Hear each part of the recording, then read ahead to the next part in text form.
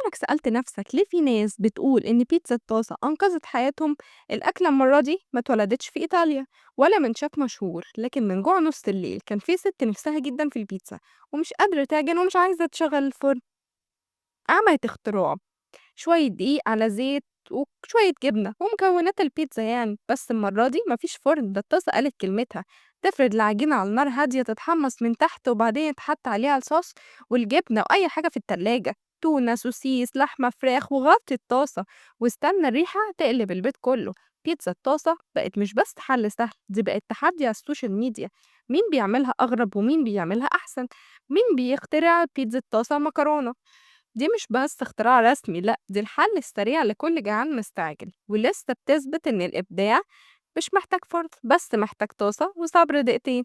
ودي كانت حكايتنا النهاردة في الأكلة وما فيها. بيتزا اتولدت من الارتجال لكن عاشت سنين وسنين. ولو عجبتك الحكاية متنساش تعمل لايك وسبسكرايب واستنى بقية الفيديوهات.